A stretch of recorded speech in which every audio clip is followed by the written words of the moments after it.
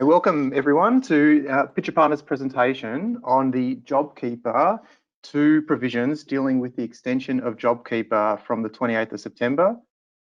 We have about 700 registered for this session, so it's been widely received by a lot of people, and obviously everyone's interested to understand how the new provisions work, which were released this week. We've attached a copy of today's slides to the presentation, so you should be able to download those from the side channel, and we'll be emailing a copy as well as a link to a saved version of the presentation after this session.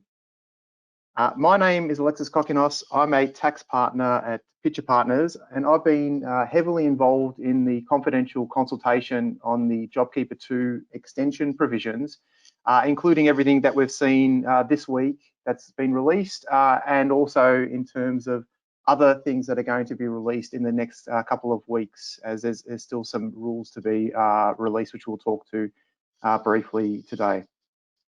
I'm also joined by Chanel Palmer on my national tax technical team, who's going to be co-presenting with me, and it also has been very involved in the provisions as well.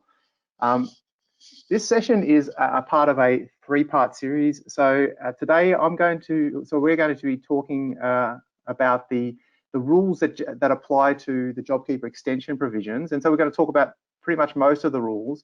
But we're going to have a second session, which is scheduled for next Wednesday, I believe, where we're covering the new GST attribution rules. Now, I'll touch on those GST rules today just very briefly, but we're going to have a detailed session on that, as there's a significant change as to how to calculate your decline in turnover. Then we're going to have a third session where we're going to talk about the ATO's alternative tests, which haven't been yet released, but they're to be released imminently. So we're going to have a separate session on that, because we suspect if you're not going to get into these rules that you'll probably need to get into the alternative tests. And again, I'll touch on those very briefly during today's session. So what exactly are we covering today? So we're going to give you an overview of what the JobKeeper extension provisions include and how they apply. We're going to talk about how you retest to continue being in the JobKeeper provisions, or if you're a new participant, how you get into those provisions. We're going to talk about who's an eligible employee and what the changes have been for who may be eligible. The rules cover a different payment rate that you need to pay as a minimum to your employees, and how much you will get reimbursed in terms of the JobKeeper subsidy. So we're going to talk about those new payment rates. And then we're going to finish off with some key action items. Obviously, this doesn't kick in until the fortnight's commencing 28th of September, but there's probably a lot of work to do if you left it until then. So we're going to talk about what you should be doing now and what you can also be doing before you move into that fortnight 14.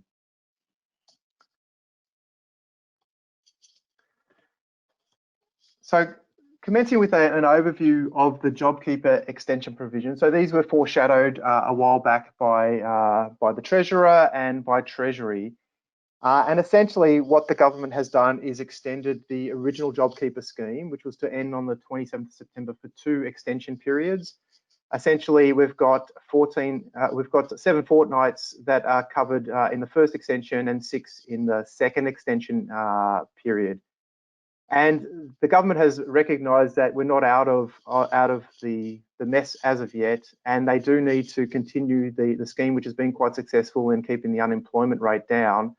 But one key factor in here is that the system is being tapered off. So there has been obviously some more stringent tests put in to assess whether participants can continue receiving the subsidy, the JobKeeper payment subsidy, but also there's a reduction in the amount of the subsidy that goes forward. So that's on the basis that we should be moving out of this and moving to recovery on a go forward basis. What's key in those extension periods is there's a decline in turnover test, very similar to what we've experienced previously, but there are some differences.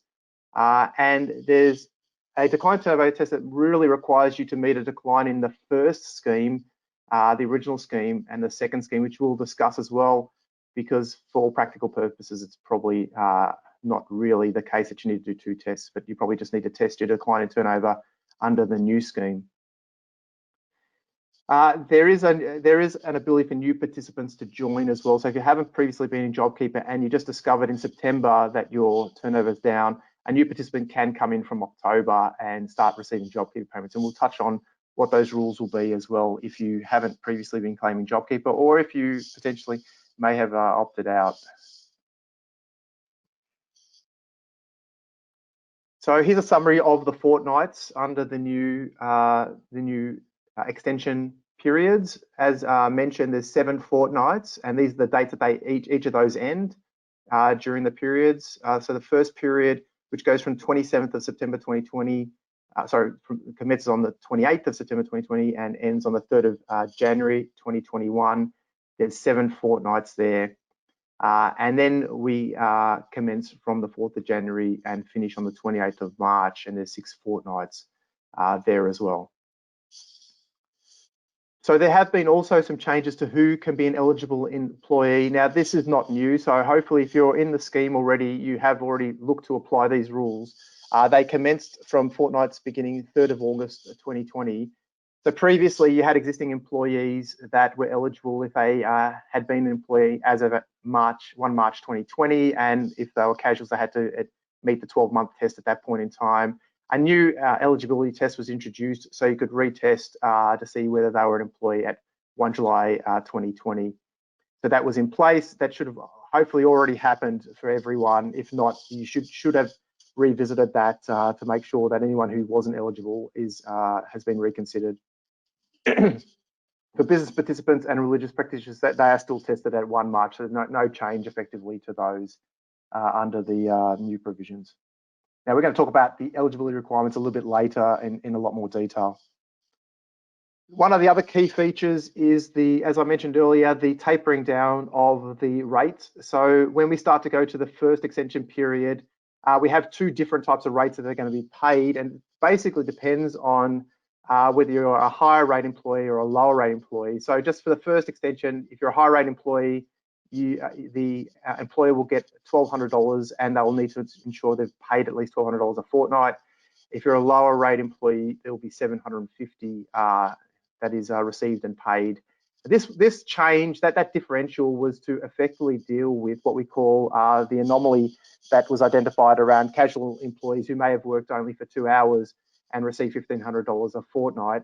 So what they've got now is a new test, which is the 80-hour working period test, where you test whether the employee has worked at least 80 hours in a reference period. And we'll talk about that test in a lot more detail. You might have seen it that previously I discussed it as a 20-hour test in a week.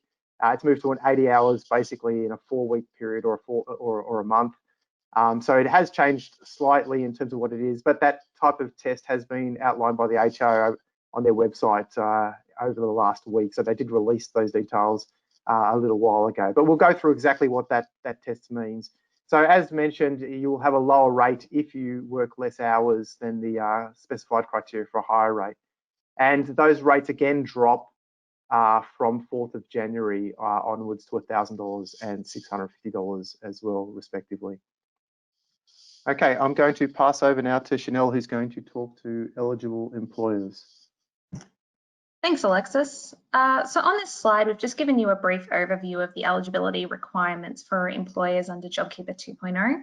The main point is that you need to meet a new test for your decline in turnover for the September and December quarters. So what we've got referenced on the slide there is the JobKeeper 2.0 decline in turnover test, generally referred to as the actual decline in turnover test.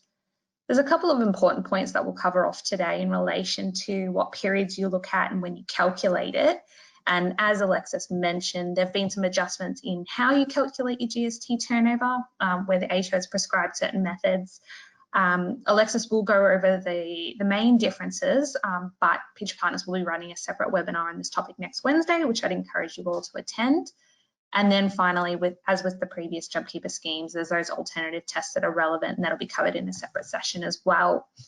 Now, our presentation will mostly be dealing with existing participants in the scheme, so how you satisfy this new decline in turnover test, but we will highlight that JobKeeper 2.0 does cater for new participants at both entry points, so from the 28th of September or from the 4th of January, and we will cover off on how, as a new participant, you can satisfy the enrolment criteria. So if you're already enrolled in JobKeeper, how do you qualify for JobKeeper 2.0? So essentially, you need to reassess your eligibility with reference to the actual GST turnover for the September quarter and the December quarter. Again, these tests are separate, so you can qualify for one, both, or none at all if you're very unlucky. So we'll take you through now what they're calling the actual decline in turnover test. So the test looks at your current GST turnover for a particular period in comparison to the current GST turnover for the comparison period. So generally, this is comparing a particular period in 2020 with the same period in 2019. So the same with JobKeeper. The difference being that you're comparing your actual turnover, so the turnover at the end of that period for each of those, whereas the first JobKeeper iteration did look at a projection. So you projected forward to see what you thought your turnover would be for that period. As we've outlined again, just to repeat, so for JobKeeper fortnights that fall between the 28th of September and the 3rd of January, the turnover test period that you need to satisfy is the September quarter. And from the 4th of January, you need to satisfy that same test in relation to the December quarter 2020. And on the next slide, we've just got a reminder of what the percentage that you need to look at is. So as I said, you're comparing the current GST turnover for a turnover test period, which is either September or December quarter, with the same period in 2019. And your turnover needs to have gone down by at least the specified percentage. So the percentage will depend on the kind of entity that you are and the size of your turnover for the year. Most people, you would expect the percentage would be 30%. So if your aggregated turnover, so that's your turnover at a group level, if your aggregated turnover is less than $1 billion, your turnover needs to have declined by at least 30%. If your aggregated turnover, so your group turnover exceeds $1 billion, there's an increased threshold that you need to meet. So your turnover needs to have declined by more than, or at least 50% since the same period in last year.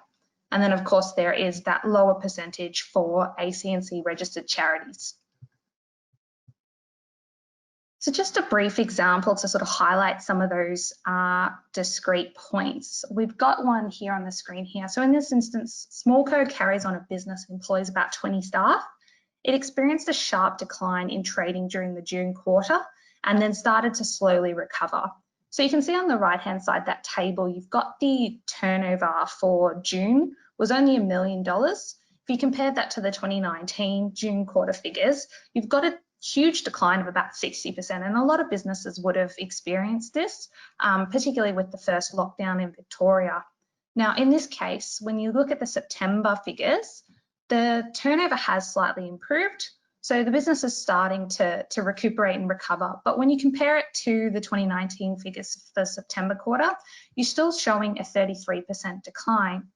By the time you get to the December quarter, those turnover figures have improved. Businesses improved, businesses started recovering to the pre-COVID levels, and you've only got a 19% decline based on what your trading was for the similar period last year. So when you compare that for the purposes of the actual decline in turnover test, the test periods you're looking at are that September and December 2020 quarters in relation to the first and second extension periods respectively. What you can note quite clearly is that the actual decline for the September quarter is 33%, but it's only 19% in relation to December 2020, meaning that Smallco would only be eligible for the JobKeeper payments for the first extension period. So we would assume that the Smallco was enrolled in JobKeeper for the first iteration, or you would hope that they were based on those figures there. This means that they can continue to receive the JobKeeper payments beyond the 28th of September, so all the way until the 4th of January, based at those payment rates that Alexis sent out before. But it does mean that at the end of that period, so as at the 3rd of January, they'd no longer be eligible for JobKeeper 2.0 payments. And at that, I'll hand you back to Alexis, who's going to take you through the method of calculating that turnover. Thank you, Chanel. And so that leads us into, well, how do we calculate the turnover? And this was probably a very complex issue under the JobKeeper 1 set of provisions, because you needed to look at the suppliers in the relevant turnover test period, but then it became difficult to understand what that meant because there was no defined time in the legislation. So the HO had previously issued a ruling, which was LCR 2020/1, which gave everyone all these choices around the method that they could use to calculate their decline in turnover. Some people used invoicing, some used accounting, some used cash. That completely changes under the new rules. There is a power contained in the new JobKeeper 2 rules, which is section 8B, subsection 4, which allows the Commissioner by legislative instrument to determine the timing of the supplies for the purposes of the calculation under JobKeeper 2. The HO has now issued, one day after the rules came out, they issued their legislative instrument, which is the title of it is on the slide. And what they're prescribed effectively is that they're mandating the use of your BAS effectively for how you will include the amounts in calculating your turnover. So essentially, they look at when would GST be included in the BAS statement in the tax period, and they make an assumption that if everything was taxable, when would you so include it? And that then becomes a method that you do your calculation on. So no longer can you effectively use the accounting method, or no longer can you use cash if you're on accruals. You will actually have to use your BAS method for this calculation. There are some very minor exceptions. For example, if you haven't been registered, or if you change registration or change method, they're probably on the fringes, and I'm not going to cover those. They're very simple rules that are contained in the legislative instrument. For the majority of everyone, you will now be turning to your BAS. And as Chanel pointed out, we're now looking at actual turnover, not projected turnover. So once the period of the September quarter has finished, you will have a BAS that you'll need to lodge. It will have figures in there. Those will be the figures effectively that you'll be using as a starting point. Now, we have consulted on this, and I would say that the HO would be very reluctant to move from that method, because from a compliance perspective, it is very easy for them to trace the starting point of where the figures are coming from. Everyone will have to start with what they've effectively put in their BAS statement, and then they'll have to justify any exceptions for errors or other things from that. So it becomes easier for them to be able to audit and review, as opposed to other methods where, for example, you're using your accounting system, they would have to do a full-blown audit on your accounting figures in order to understand where your starting point is. So this rule is probably more from a compliance perspective than anything else. What does that mean, though? You're probably going to get some appropriate and probably some inappropriate outcomes when we start applying that to our real life situations. So I've just put up an example just to demonstrate what that might otherwise mean. And here's an example where Smallco issues invoices on a quarterly basis. And I'm going to make it easy. They're just all taxable suppliers in this example. And it issues the invoices on the dates in the table. So for the quarter of June 2019, it issued the invoices on 1 July. On September 2019, issued them on 28th of September. In June 2020, it issued them on 26th of June. And for the September 2020 quarter, it issued those on the 28th of September. So if we go to look at the actual invoicing method for BAS purposes, you would see from there that for the 2019 testing, the comparison period for the September 2019 quarter, we would have $200,000 of turnover, actual turnover for that quarter. If we looked, however, at the 2020 quarter, you'll see there that we've only got 90,000 that's being recorded in the 2020 quarter, representing a 60% decline. Now, looking at the figures, they obviously haven't declined by 60%. It's probably more close to 15 or 16%. But the anomalies occurring simply because the June 2019 invoice has been, well, not accidentally, but has been issued on 1 July, and GST is attributable to the September quarter rather than the June 2019 quarter.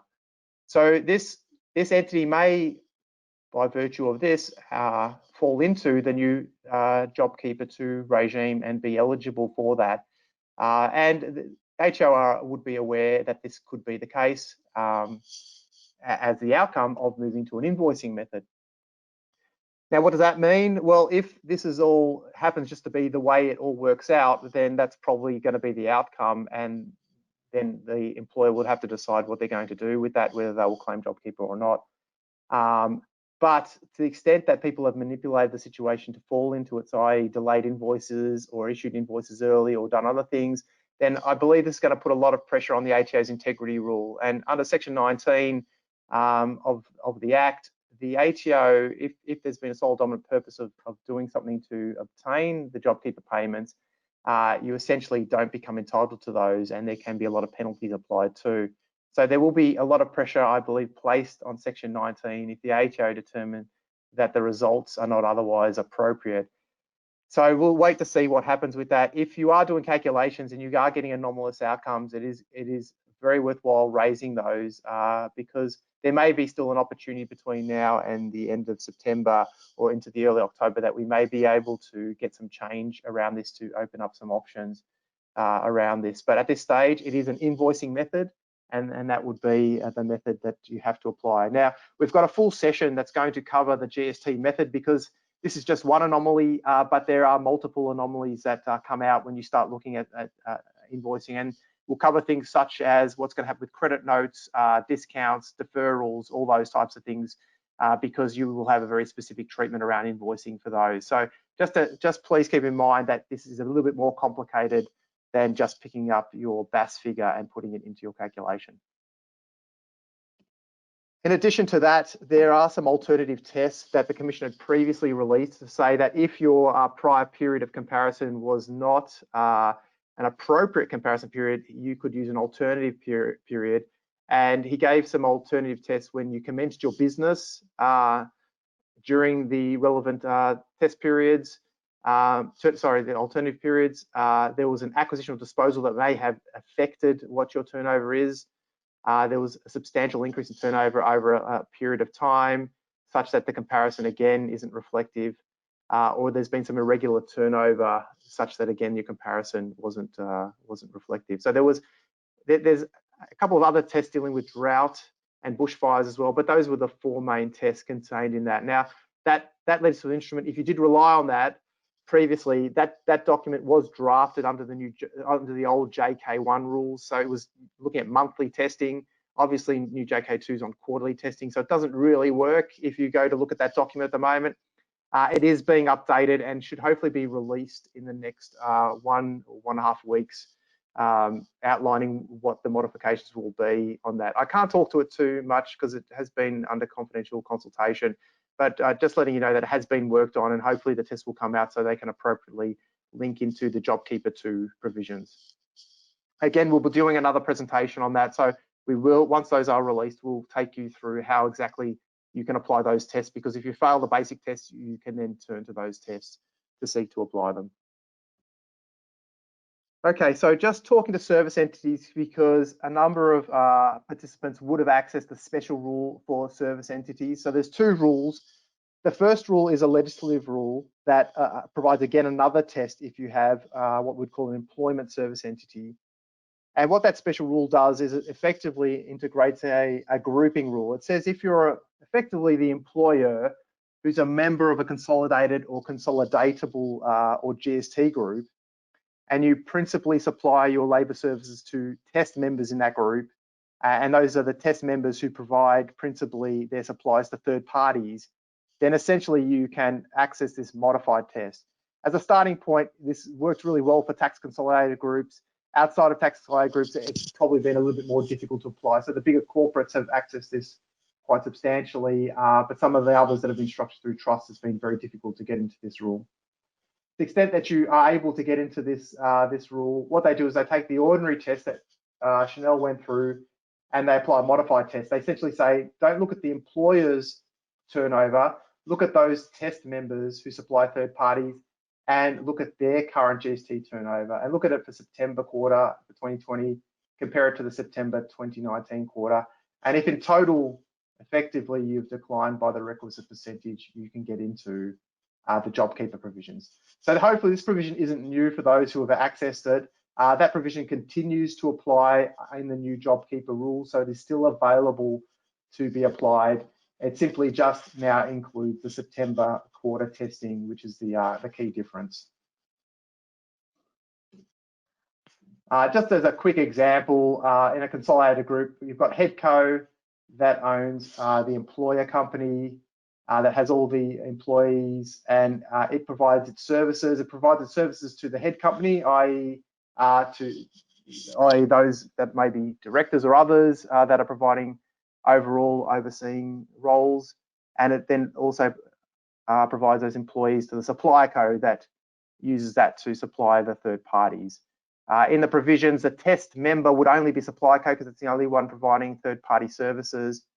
And so the way 8A would work is you'd look at the GST turnover of supplier co and determine whether it has declined by the 30% threshold in working out whether you'd be in the JobKeeper rules. So this hasn't changed, should be new to those that applied it. It's available to anyone as an alternative that meets the criteria.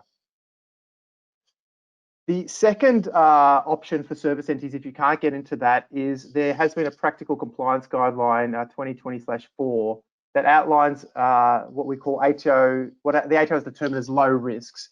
And within that PCG, the HO has outlined that it will allow certain operating entities, service entities, to reduce the fee it charges to other members in certain cases. And they've identified when those would otherwise be low risk. And they'll be considered a low risk where the other member of the group or the other entity has suffered a decline in turnover, and you reduce the fee effectively in line with that decline in turnover. What the HO is saying here is that it's a low risk of the HO applying their integrity rule, because technically if you reduce your fee to get and you get JobKeeper, they could say that you've done that for a sole or dominant purpose or a purpose of receiving the JobKeeper payment. So this document was to say it's a lower risk of us looking to apply that rule. So a number of service entities have applied that. Now that technically would still apply in the JobKeeper 2 rule. So you'd be looking at, well, what happens in the September quarter? But I will highlight that we understand that many may have misapplied this, and for service entities that commenced receiving JobKeeper receipts, their net employment costs may have been reduced by that, and they may have charged a net fee to the other entities. And just by way of example, you may have one employee at $1,500 a fortnight, and you received a reimbursement of $1,500. So the employment entity has a zero cost, net cost if you took that into account. And you might think, okay, we don't need to charge that to the other entities because there's no cost anymore. Now, the service agreement probably doesn't say that. It probably says that you need to charge costs, and the actual cost, the gross cost, would be still the $1,500. And so if you're not charging anything, it's probably a modification to what you should be otherwise charging. And the HO say it's low risk if you are otherwise reducing the fee in line with what the underlying entity has as a fee, as its income, as its reduced income under COVID. So in order to, I believe, be in line with PCG 2020/4, you would probably have to look at what you're charging in September and invoicing in September and ensuring that that is in line with what they say is low risk for September. If you're outside of that, you could be at high risk of that employer entity not being in line with the requirements, and could be looked at from an HO perspective where they could apply Section 19. Now, the HO are looking to update their guidance, provide some guidance around that. I'm hoping they will say exactly what I've just said, that this will continue to apply, providing your invoicing all the way throughout all periods is consistent with that underlying theme. If you have one of these entities, because it's on an actual invoice method, I just please encourage you to consider what you have invoiced for the September quarter or are proposing to invoice the September quarter, because you still have 12 days in which to correct that or to address that issue if you've undercharged that and you're not in line with the PCG. Okay, so we're just going to now briefly talk about new entrants. I believe I'm going to, no, this is still me. So I'm just got a few more slides to go and then I'll be passing on to Chanel. So the last part. It's me, Alexis. Oh, it is you. Sorry, I've got it. Sorry, my mistake. I'll pass on to Chanel. Sorry, Chanel.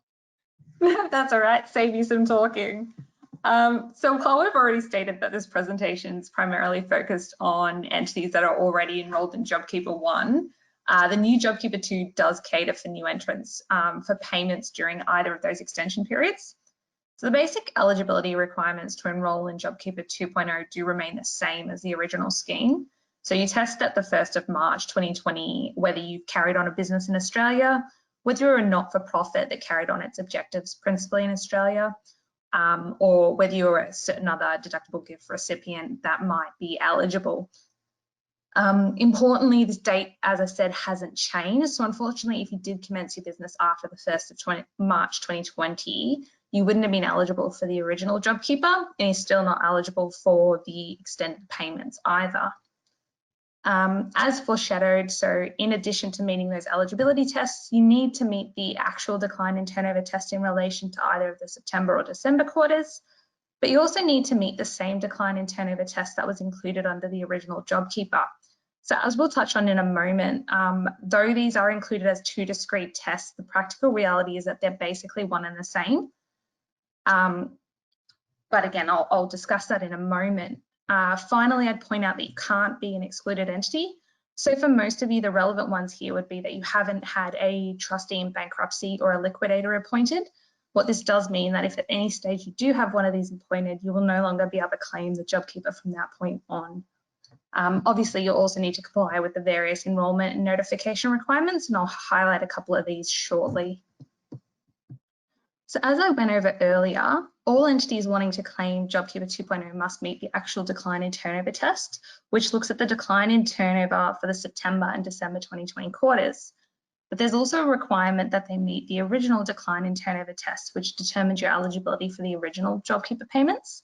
The real difference between those, as I've already mentioned, is that the new test is based on your actual figures, so you calculate it at the end of the quarter, while the old test was based on projections.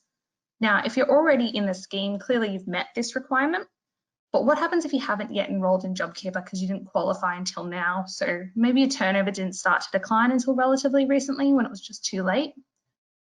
While these are outlined as separate tests that you have to meet to qualify, the practical reality is really that if you satisfy the new test, you will basically satisfy the old test. So without getting into too much detail about this, it's really just because of the overlap of the periods between the two tests. So you can really look at the September 2020 quarter for both and combine that with the Commissioner's concessions he made available for the original JobKeeper, which essentially allowed you to use the same method as your BAS. Given you're now mandated to use that method, you can basically pass both. We've included on the slide the extract from the explanatory materials that basically states this, and the ATO's now also really helpfully confirm this on their website guidance. They say that they'll effectively accept that you meet the old test if you meet the new one. The only exception we'd highlight is that if you're a university, and that's because if you are a university, different periods apply to you under the original JobKeeper. So instead of looking at a month or a quarter, you were required to look at the 6-month period. So what this means is that if you're a new entrant, besides satisfying the actual decline in turnover test, you really just have to consider whether you satisfy the 1st of March test that we just went over and some of the reporting requirements. So in terms of reporting, we've included on this slide a reminder of the reporting that you need to do to enrol in the scheme. So firstly, you need to elect to participate in JobKeeper, and that's by notifying the Commissioner on the website of the form.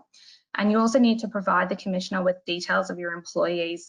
Generally, you do this via STP or your payroll software.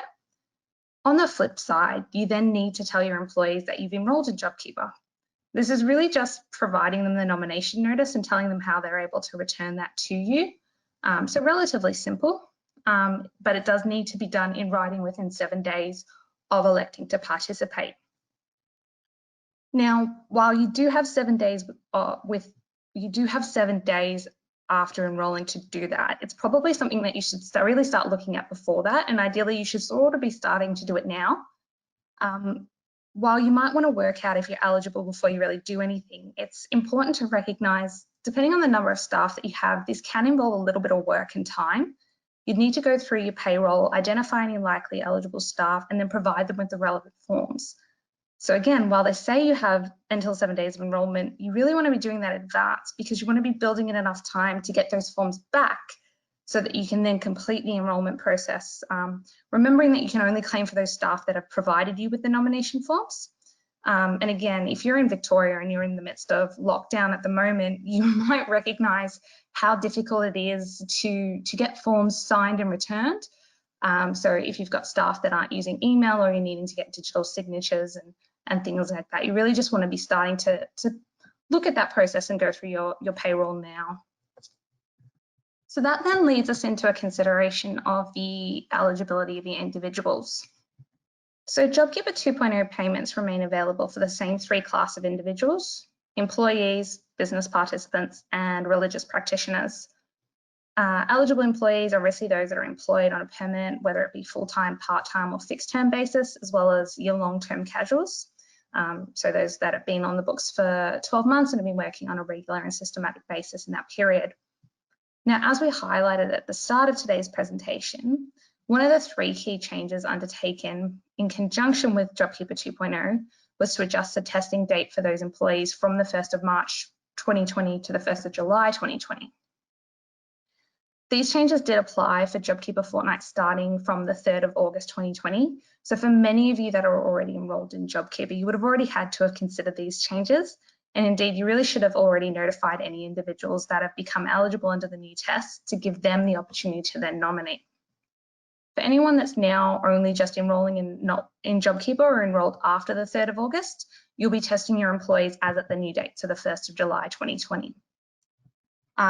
Importantly, no change was made to the testing date for either business participants or religious practitioners, so they still need to have met each of the tests as at the 1st of March. A quick refresher on some of the watch-outs that we see in this space. Firstly is that eligible participants are those that are actively engaged in the business. So you can only nominate one, and they are a defined class of individuals. So it's not just anyone that's engaged with the business. Obviously, a sole trader is included, but otherwise it does need to be a partner in the partnership, a director or a shareholder in the company, or if it's a trust, it has to be a beneficiary of the trust. So you can't sort of look through to ultimate beneficiaries, it does have to be a beneficiary of that trust. The other thing I'd point out is just like employees, where they need to remain an employee for each JobKeeper fortnight, business participants need to be actively engaged in each of those JobKeeper fortnights to claim on their behalf. Finally, an eligible business participant can't be an employee of the entity. So sometimes you just need to consider whether your directors are actually engaged as employees. So you can still get JobKeeper for them if that's the case, but just as an employee, not as a business participant. Again, just a refresher on the requirement for these individuals. So in addition to meeting the employment or the actively engaged test, they had to have met certain age and residency requirements at the relevant date. So whether that's the 1st of March or the 1st of July. And that means that they had to have been at least 18 and an Australian resident, basically. They're also excluded for any JobKeeper fortnight in which they're receiving government paid parental leave. So employer paid parental leave is fine. Or if they're receiving dad and partner pay or workers' compensation if they're fully incapacitated. But again, these are the same tests that applied under the original JobKeeper. Finally, the individual has to have nominated to take part in JobKeeper. So here we start to get into some of the changes that Treasury's made in relation to its employees. So really you can only nominate with one entity, and previously if an individual had nominated for one entity, they couldn't change that nomination. So as part of the change in testing date for the 1st of July 2020, they've now said that an individual can nominate with a new employer in certain circumstances, and we'll go through both of those circumstances next. The first one is when you change your employer prior to the 1st of July 2020. So obviously if you've taken on a new employee prior to the 1st of July, you can just determine their eligibility as normal. So under those tests that we just went over. So as you can see here, sorry, I'll start that again. The problem is that if the individual had previously nominated with a business prior to that, so based on the 1st of March 2020, either as an employee or a business participant, you wouldn't have originally been able to have them renominate with you and claim JobKeeper.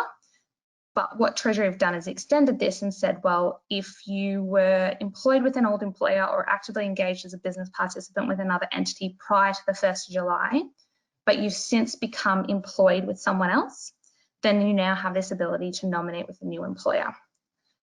So the key point to note is that prior to the 1st of July 2020, the individual stopped being employed by the old entity or ceased to be actively engaged with the business of that entity. So you can't have any of this sort of overlapping action after the 1st of July 2020. They need to have ceased that employment relationship prior to that date. Now, again, obviously this is only relevant if the individual previously participated in JobKeeper with someone else. If the individual does meet these conditions, it allows them to provide their new employer with a nomination notice. In a similar vein, it was recognised that an individual may have ceased working for an employer prior to the 1st of July 2020 and then been rehired by that same employer after that date. So, for example, you might have made some of your staff redundant because of COVID-19 and then brought them back sometime later if the business started to improve or if you needed to have more staff.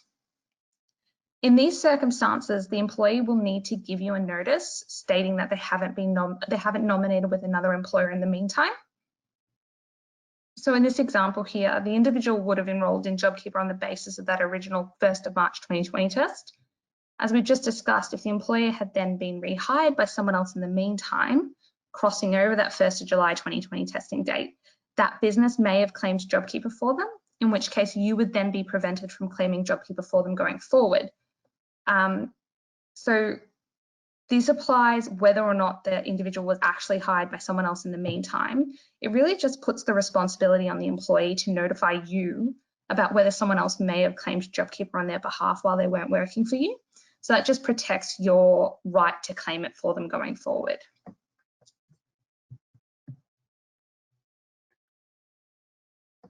Now, again, it's a common theme in JobKeeper that one of the important aspects of eligibility is the various reporting requirements. We've already highlighted the need to notify the commissioner of the employee's entitlement and to notify the employee of the same. Those that are already in the scheme would have already done this for their employees. But for an employee to remain eligible for JobKeeper 2.0, so beyond the 28th of September 2020, there's 2 more notifications that you need to be aware of. And that's to notify the commissioner of the payment rate that applies to the individual.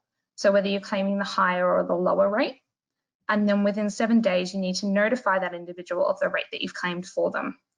So Alexis will take you through the details of how to work out the payment rate. And we'll sort of touch on the practical timing of when you should be doing some of these aspects. But it's important to just recognise that it is a really key feature of the eligibility of employees for you to claim those payments. And just before we hand over back to Alexis for the discussion on determining the payment rate, thought it was useful to provide a final slide on the eligibility requirements for business participants. So again, these aren't new to JobKeeper 2.0, but it's a good reminder that if you want to claim a payment for an eligible business participant, then you need to meet so the entity that's claiming the payments needs to meet an extra couple of tests. This includes having an ABN on the 12th of March 2020, and importantly, having either assessable income in the 18-19 income year or taxable supplies in sort of that period, so the 1st of July 2018 to the 12th of March 2020, and having notified the commissioner of either of those prior to the 12th of March 2020, so either by your income tax return or your BAS lodgement.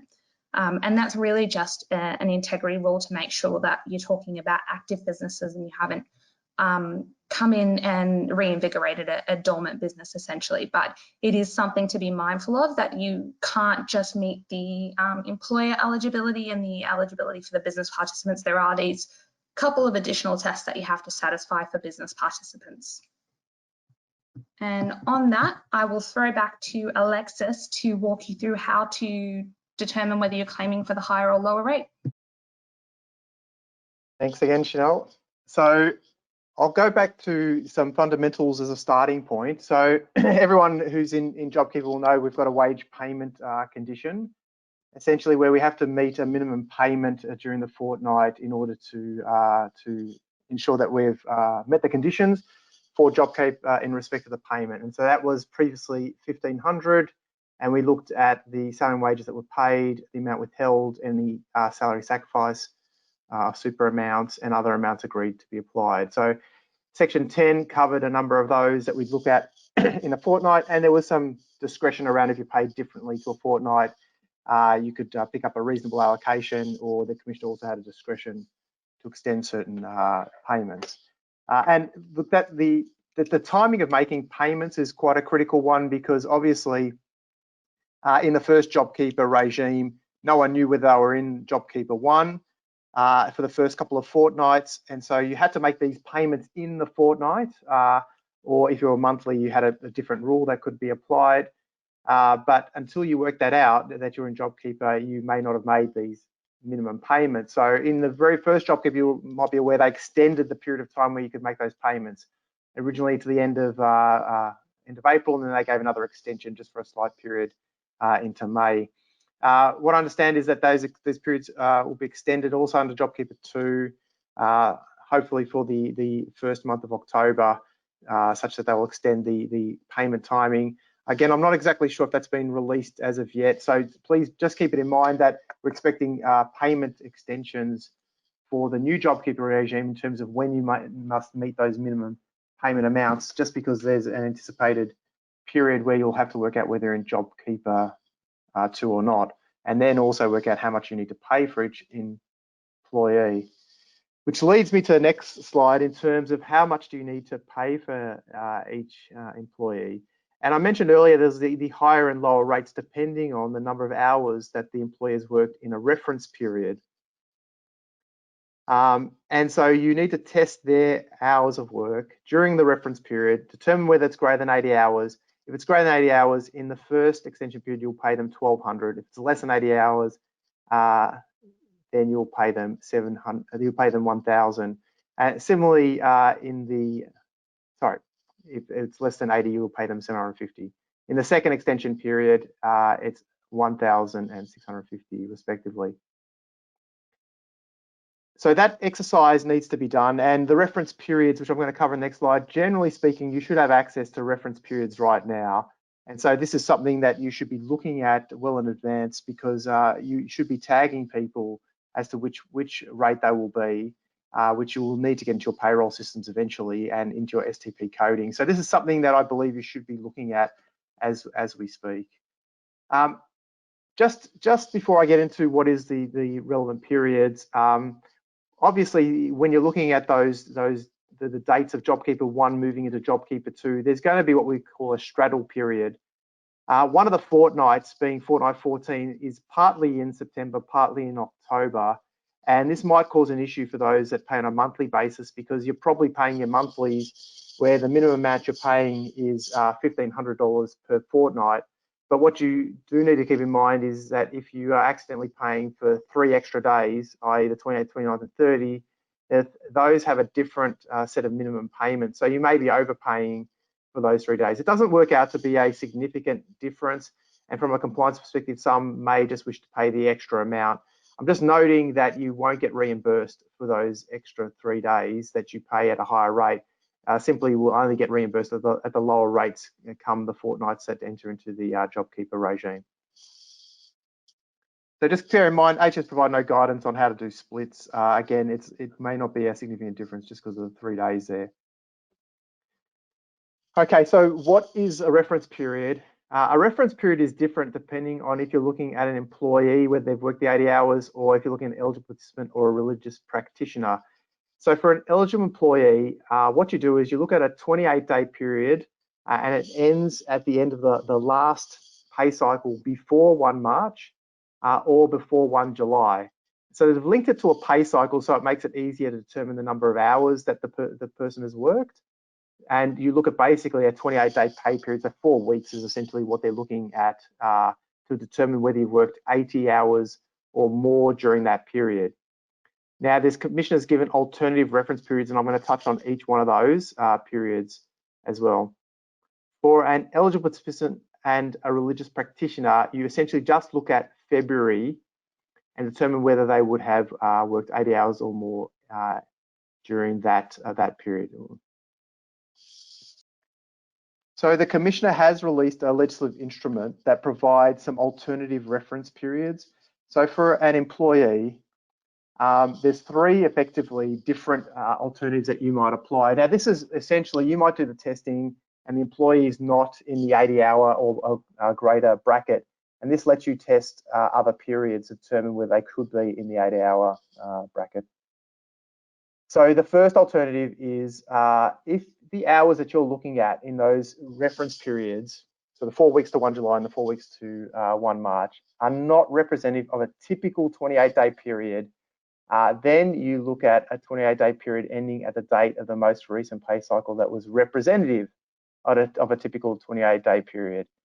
Now, I find this one's going to be a very difficult one for employers because as soon as you identify someone who's under 80 hours, there is an onus put on you to determine whether that is typical, and then to look at all the other pay periods for 28 days for that employee and determine if it's typical and representative of those other pay periods. And as soon as you identify the typical pay period, you're supposed to pick that up. Now, for casual employees, that's going to be quite a difficult one as to what is exactly, whether it's typical or not typical, and it will require quite a bit of testing.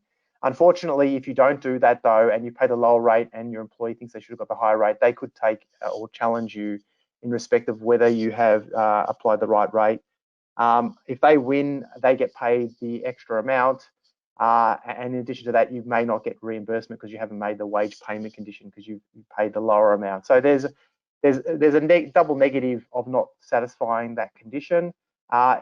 This probably means that when you are determining those hours, as an employer, we would probably recommend that you communicate that with the employees and that you say that you've determined that they're a less than 80-hour employee and they will get the lower rate. It would probably be appropriate to outline that there are some alternatives and also to put the onus on them to consider whether they believe they should be in alternatives. At least that way they've had time to consider that and discuss that with you before you have to make the payments. So to manage that risk, we think that it is prudent for you to be getting on the front foot, doing your testing now and doing the communications now with your employees. The second alternative is where your employee is not engaged for the full reference period. And that can include where a business has changed hands. So if they haven't been engaged for that full reference period, then what you do is you look at the first 28-day period that ends on or after the reference time which the employee was not stood down. So what it's trying to do is then just look at the first 28-day period where they were engaged, so you can do that testing. So it just gives that alternative there, so you're able to fully take into account whether they've worked 80 hours. The third one's very similar. If you've got a pay cycle that ended on or after the reference time, the first pay cycle for that person was after that reference time, then you can then look at the first 28-day period that ends on or after the reference time which the employee was not stood down. So that there again can look at the pay cycle that is representative of what you're paying them for and look at whether they've worked 80 hours. So again, there are alternatives there.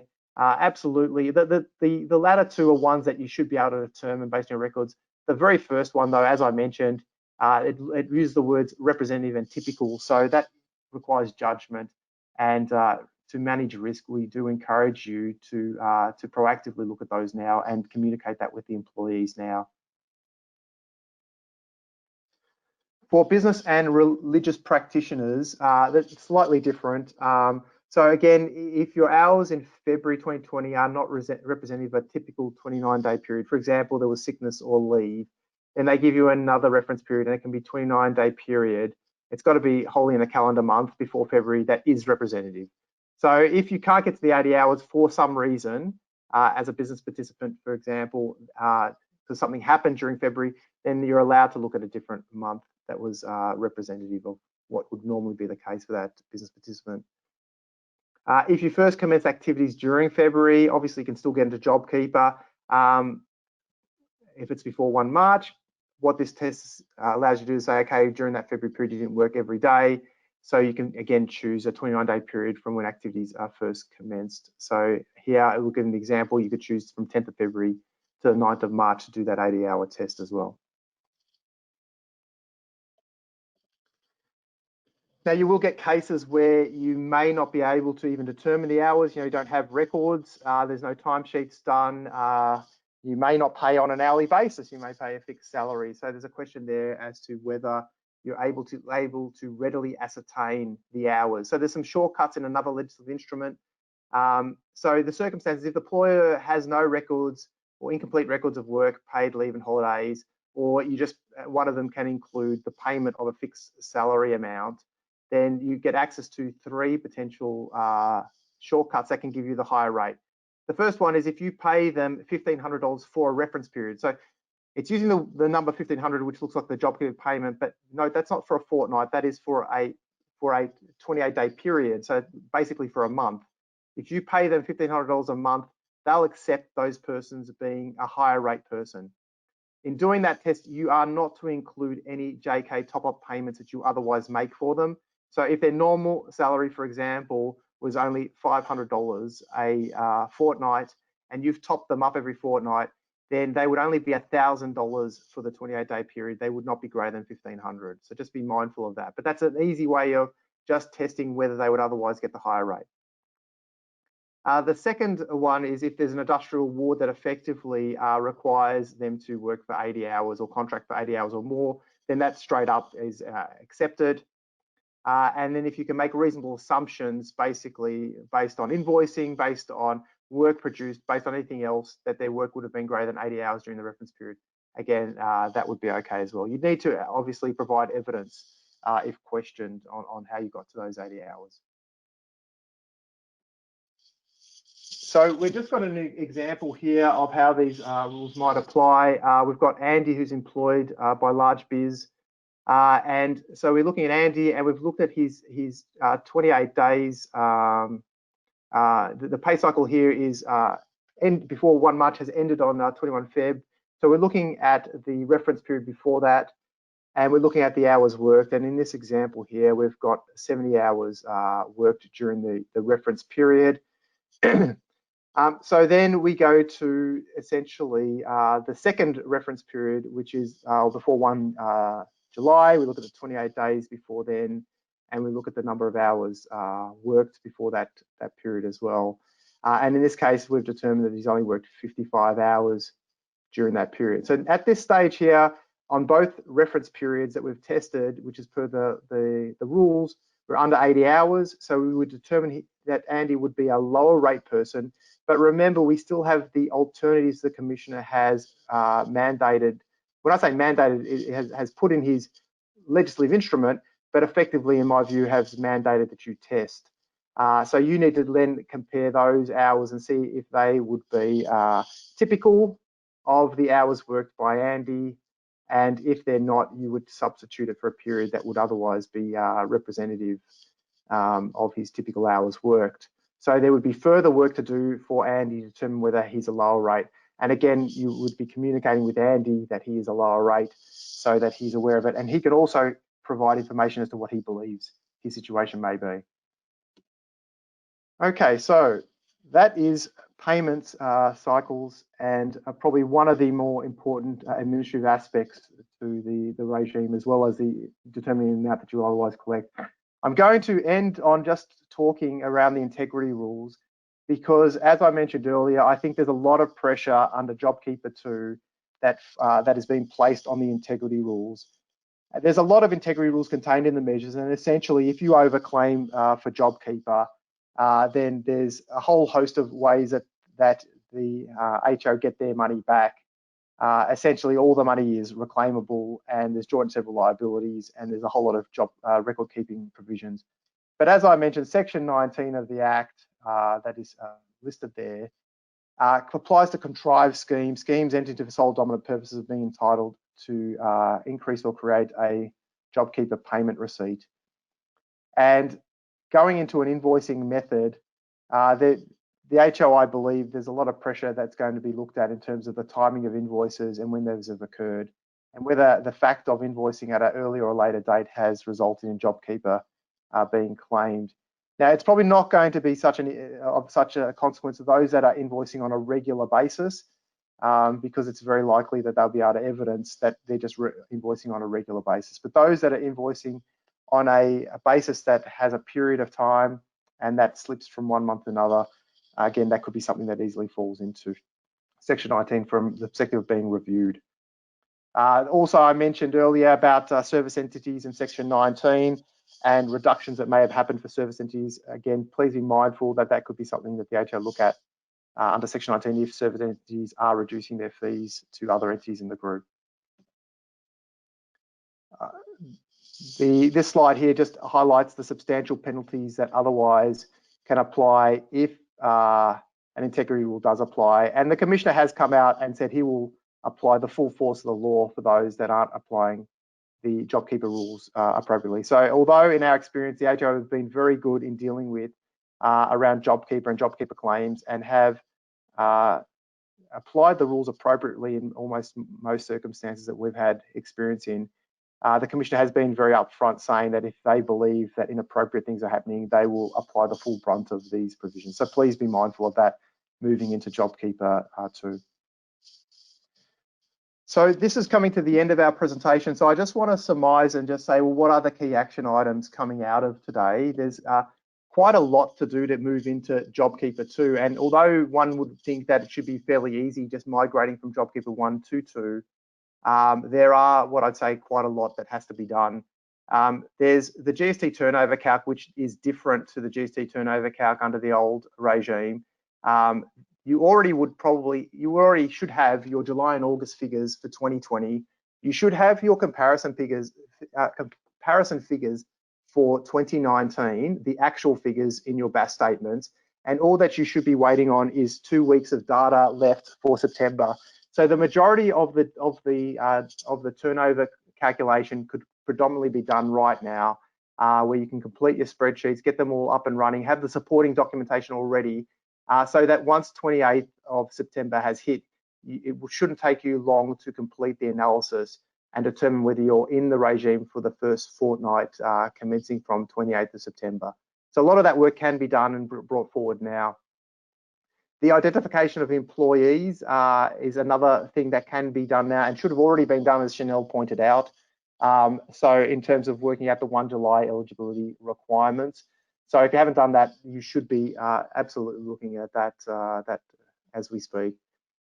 And lastly, the higher and lower rate employees, because the reference periods all relate to periods before 1 July, again, this should be something that you should be doing at the moment as well. You should be able to determine whether they are higher rate or lower rate employees right now. You should be able to communicate that with employees now, and you should also be able to take on any views that they have as to whether we've misclassified them.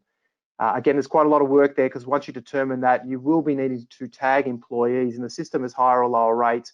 And I'm assuming that new STP codes are likely to be produced to identify those to the ATO when those are submitted as information.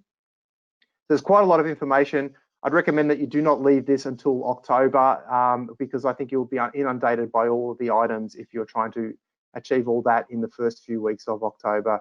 We are anticipating extensions of time for most things in October, and we'll be releasing those details as and when they come out, just to assist you. There's also the alternative tests that need to be looked at, which are going to be released in a couple of weeks. So if you know roughly what position you're in, then at least you'll know what those alternative tests will be, and then you can start testing the alternative tests to work out if you're in JobKeeper because of those, if you otherwise fail the basic test.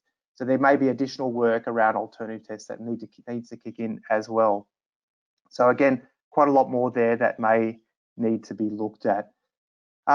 So with that being said, obviously we would encourage you to be speaking to your Pitcher Partners representative as soon as possible, starting the process of looking at JobKeeper and starting your action items with respect to looking at moving into JobKeeper 2. With that, I'd like to thank you for attending the presentation. I'm sure there'll be a number of questions in relation to the session. Please again contact your Pitcher Partners representative on any questions that you may otherwise have. I'd be happy to help you through any of those. And please join us for our second and third presentation. Second one next week, which is covering the GST turnover rules, outlining how to calculate GST turnover under the new JobKeeper rules. And then our third presentation, which will cover the alternative tests on how to satisfy the alternative tests in case you don't satisfy the basic test. So until then, thank you for your attendance.